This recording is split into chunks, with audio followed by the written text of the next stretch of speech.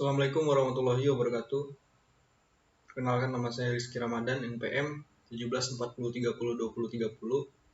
Saya mahasiswa Universitas Borneo Tarakan, Fakultas Teknik, jurusan Teknik Elektro. Pada pertemuan kali ini saya akan membahas tugas dari mata kuliah metodologi penelitian, yaitu tentang materi, penulisan sumber kutipan, dan daftar pustaka. Sebelum saya masuk ke pembahasan selanjutnya, di sini saya akan bahas cakupan-cakupan materi yang saya akan bahas nanti. Untuk bagian sumber kutipan, yang pertama di sini ada pengertian kutipan, manfaat dan prinsip mengutip, jenis kutipan, yang keempat aturan penulisan sumber kutipan, yang kelima cara penulisan sumber kutipan. Dan untuk bagian daftar pustaka, yang pertama apa itu pengertian daftar pustaka, itu manfaat daftar pustaka, jenis-jenis metode penulisan daftar pustaka, aturan penulisan daftar pustaka metode hafal, dan yang terakhir cara penulisan daftar pustaka hafal. Di akhir penjelasan saya nanti saya akan membuat tutorial cara membuat sumber kutipan dan daftar pustaka hafal di Microsoft Word. Sekarang kita masuk ke pengertian kutipan. Apa itu kutipan? Kutipan merupakan pinjaman, pendapat atau kalimat yang diambil dari seseorang, baik berupa tulisan atau lisan yang bertujuan untuk memperkokoh argumentasi di sebuah karya tulis. Selain digunakan untuk memperkuat argumen kita, kutipan juga bisa dijadikan sebagai landasan teori, penjelasan suatu uraian, ataupun sebagai bukti untuk menunjang sebuah pendapat. Di sini saya mengutip dari pendapatnya Uttara Dewa pada tahun 2009. Kutipan adalah bagian dari pernyataan, pendapat, buah pikiran, definisi, rumusan, ataupun hasil penelitian dari penulis lain atau penulis sendiri yang telah terdokumentasi. Sekarang kita masuk ke manfaat kutipan. Di sini manfaat kutipannya ada 6. Yang pertama, sebagai menegaskan isi uraian. Lalu yang kedua, untuk membuktikan kebenaran dari sebuah pernyataan yang dibuat oleh si penulis. Dan yang ketiga, untuk memperlihatkan kepada pembaca materi dan teori yang digunakan si penulis. Lalu yang keempat, untuk mengkaji interpretasi penulis terhadap bahan kutipan yang akan digunakan. Kemudian yang kelima, untuk menunjukkan bagian atau aspek topik yang akan dibahas nantinya. Dan yang terakhir, untuk mencegah penggunaan dan pengakuan bahan tulisan orang lain sebagai milik sendiri atau lepas dari unsur plagiat. Sekarang kita masuk ke prinsip kutipan. Di sini ada 4. Yang pertama, penulis harus mempertimbangkan bahwa kutipan tersebut diperlukan. Lalu yang kedua, penulis harus bertanggung jawab secara penuh terhadap ketepatan kutipan. Dan yang ketiga, penulis harus mempertimbangkan jenis kutipan, entah itu kutipan langsung ataupun yang tidak langsung. Yang terakhir, jangan terlalu banyak kutipan langsung, karena kalau sering terlalu mengutip secara langsung, nanti ada terdapat unsur-unsur plagiat dan lain sebagainya. Jadi jenis kutipan. Jadi jenis kutipan di sini dibagi menjadi 2, yaitu kutipan langsung dan kutipan tidak langsung. Kalau yang kutipan langsung itu kita mengutip argumennya seseorang tanpa ada perubahan. Kalau yang kutipan tidak langsung, kita mengutip pendapatnya seseorang dengan mengubah menurut pendapat kita sendiri tanpa lepas dari konteks si argumennya si penulis. Adapun prinsip kutipan langsung, di sini tidak boleh mengadakan perubahan terhadap teks asli yang dikutip, harus menggunakan tanda seperti ini. Jika ada kesalahan dalam teks asli, harus menggunakan 3 titik berspasi. Di sini titiknya ada 3 dan dispasikan. Lalu jika ada bagian dari kutipan yang dihilangkan. Kemudian mencantumkan sumber kutipan dengan sistem MLA, APA, atau sistem yang berlaku dengan selingkung bidan. Di sini saya sudah membuat contoh dari kutipan langsung. Argumentasi adalah suatu bentuk retorika yang berusaha untuk mempengaruhi sikap dan pendapat orang lain agar mereka itu percaya dan akhirnya bertindak sesuai dengan apa yang diinginkan oleh penulis ataupun pembicara.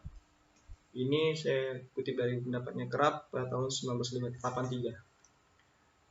Nah, untuk bagian nama ini bisa juga kita taruh di bagian depan dan juga bisa bagian akhir. Jadi ini bebas menaruhkan namanya. Sekarang kita masuk kutipan tidak langsung. Di sini prinsip kutipan tidak langsung yaitu harus diintegrasikan dengan teks. Kemudian diberi jarak antara baris yang sama dengan jelas. Terus harus tidak diapit tanda kutip. Kemudian dicantumkan sumber kutipan dengan sistem MLA, APA atau selingkuh bidang. Dan saya sudah membuat contohnya di sini. Kecerdasan buatan merupakan suatu sistem yang di dalamnya terdapat entitas ilmiah yang berfungsi untuk memproses data eksternal secara cepat dan akurat. Di sini saya kutip dari pendapatnya Michel Doi pada tahun 2016. Sekarang kita masuk ke aturan penulisan sumber kutipan. Di sini aturannya ada 5. Yang pertama, sumber kutipan dapat ditulis pada awal atau akhir kutipan. Nah, jadi sudah saya jelaskan sebelumnya tadi, namanya bisa ditaruh di awal dan juga bisa di akhir. Kemudian yang B, penempatan sumber kutipan atau pada awal atau akhir kutipan tidak boleh dikabulkan bagian yang kita kutip. Kemudian yang C, nama penulis suatu sumber kutipan hanya ditulis nama belakang, diikuti tahun, halaman sumber kutipan, dilanjutkan dengan isi teks yang dikutip, atau pencantuman halaman setelah tahun dipisahkan oleh tanda titik 2. Terus, jika penulis terdiri atas 2 orang, kata penghubung penulis pertama dan kedua menggunakan dan. Tidak boleh menggunakan simbol yang seperti ini. Serta tidak menggunakan kata penghubung N, kata bahasa Inggris seperti ini, walaupun literaturnya berbahasa Inggris.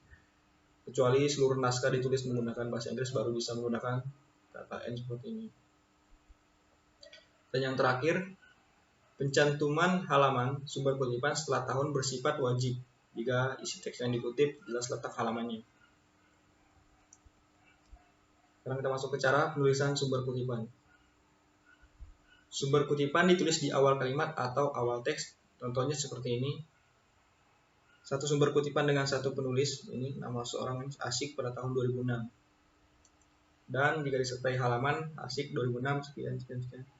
Lalu yang kedua, satu sumber kutipan dengan 2 penulis yaitu Cooper dan Skinner pada tahun 2003. Jadi sini ada 2 nama seorang. Lalu yang ketiga, satu sumber kutipan lebih dari 2 penulis. Ini Buan et al. Pada tahun 2009. Kemudian sumber kutipan ditulis di akhir kalimat atau awal teks. Yang pertama, satu sumber kutipan dengan satu penulis, contohnya seperti ini. Yang kedua, satu sumber kutipan dengan 2 penulis, contohnya sama seperti ini juga. Lalu kita masuk ke pengertian daftar pustaka. Apa itu daftar pustaka? Daftar pustaka merupakan daftar yang berisi semua buku atau tulisan ilmiah yang menjadi rujukan dalam melakukan penelitian kita. Di sini saya kutip dari pendapatnya Goris Kerap, seorang ahli bahasa ternama di Indonesia. Dia mengatakan bahwa daftar kepustakaan atau bibliografi adalah sebuah daftar yang berisi judul buku-buku, artikel-artikel maupun bahan penerbitan lainnya yang mempunyai hubungan dengan sebuah karangan yang sedang digarap. Adapun manfaat dari daftar pustaka di sini ada 5. Yang pertama, memenuhi etika penulisan. Yang kedua, bentuk ucapan terima kasih penulis kepada penyumbang data penelitian. Lalu sebagai pendukung ide seorang penulis dan petunjuk untuk melacak kebenaran data yang telah diambil. Dan sebagai referensi silang, yaitu menunjukkan pada halaman atau bagian data tersebut dituliskan. Jenis metode penulisan daftar pustaka. Nah, di sini jenis metode daftar pustaka di sini ada 6. Yang pertama, Turabian Style, Harvard Style, Vancouver Style, American Psychology Association atau disingkat APA Style.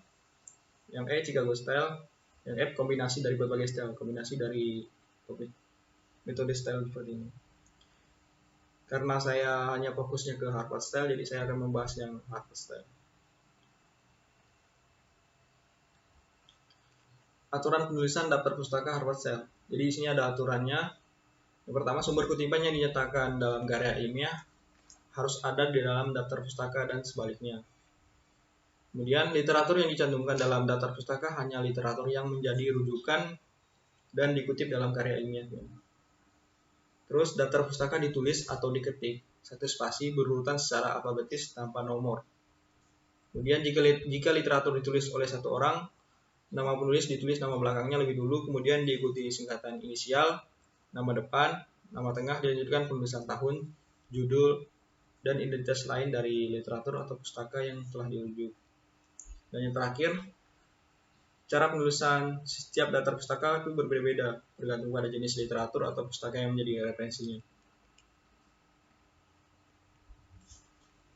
Sekarang kita masuk cara penulisan daftar pustaka Harvard Study. Di sini karena saya menggunakan jurnal, jadi saya hanya membahas artikel dalam jurnal. Aturan penulisan: nama belakang, singkatan atau inisial, nama depan, dan nama tengah jika ada. Tahun penerbitan, judul artikel, nama jurnal itu dicetak miring, volume dan nomor jurnal, atau nomor jurnal dalam tanda kurung, nomor halaman artikel dalam jurnal. Jika ada 2 penulis atau lebih, lihat aturannya pada 2.2 huruf E. Nah, ini contohnya sudah saya buat. Ridwan A. pada tahun 2010, etika dan perilaku koruptif dalam praktik manajemen laba. Nama jurnalnya Jurnal Akuntansi dan Auditing Indonesia. Adapun referensi yang saya gunakan yaitu ini dari dosen saya sendiri, yaitu Pak Ahmad Budiman. Dia membuat jurnalnya pada tahun 2017. Jadi sumber kutipannya atau citasinya itu jadi seperti ini. Kemudian daftar pustakanya hasilnya seperti ini, sudah saya buat. Sekarang kita masuk ke cara-cara pembuatan daftar pustaka menggunakan metode Harvard Study. Di sini saya menggunakan Microsoft Word tahun 2019 karena tahun yang 2010 ke bawah itu fiturnya masih kurang. Contohnya di sini Harvard Anglia ini tidak ada, jadi cuma beberapa saja yang ada. Jadi saya sarankan gunakan Microsoft Word tahun 2013 ke atas. Jadi pertama kita pergi ke reference, lalu kita klik ini dan kita pilih Harvard Anglia. Kemudian kita ke insert citasi, kita pilih add new source. Nah, sekarang sudah muncul fitur-fiturnya. Di sini bisa kita pilih tipe source-nya. Ini ada banyak, ada book section, journal artikel, dan seterusnya. Karena saya menggunakan jurnal, jadi saya pilih jurnal artikel. Sekarang kita masuk ke yang author ya. Jadi di sini kita taruh namanya, nama si pembuat itu jurnalnya. Di sini nama akhir dan ini nama pertamanya. Sekarang kita copy namanya.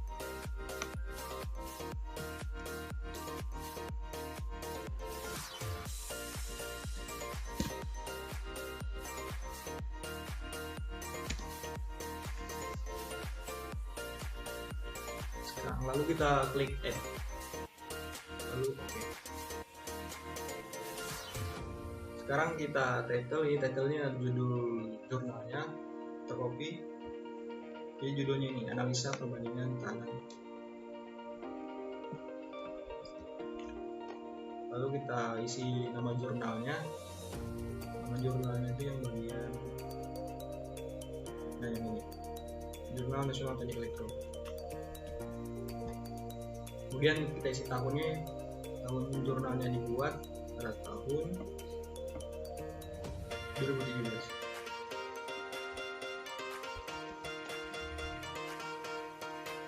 Lalu yang pack ini adalah halamannya. Kita lihat halamannya.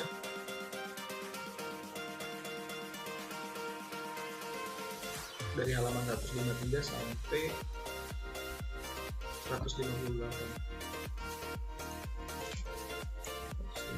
Sampai 158. Yang volumenya kita isi ini, volumenya 6, lalu isunya nih yang 3.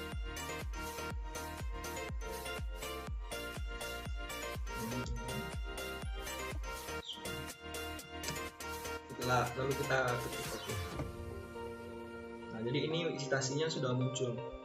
Lalu gimana cara menampilkan daftar pustakanya? Sudah jadi. Kita klik ini, lalu kita klik insert bibliografi. Nah, jadi daftar pustakanya sudah jadi, diikuti oleh namanya, judulnya, nama jurnal, lalu halamannya dan nomornya. Jadi mungkin ini saja yang dapat saya sampaikan, kurang lebihnya saya mohon maaf. Wabillahi taufiq wal hidayah. Assalamualaikum warahmatullahi wabarakatuh.